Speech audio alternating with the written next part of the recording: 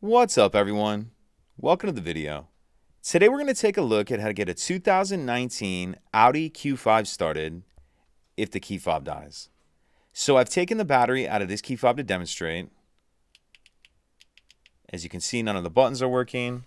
If I try to start the vehicle as I normally would, I'm going to get a message on the dash saying remote control key, hold back of key against a designated area.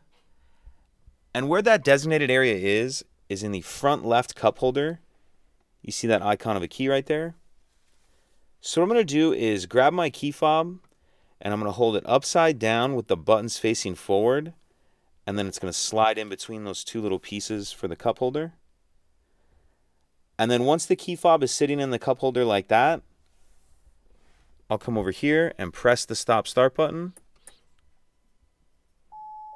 And then we'll hear that beep, and now we'll start the vehicle as normal.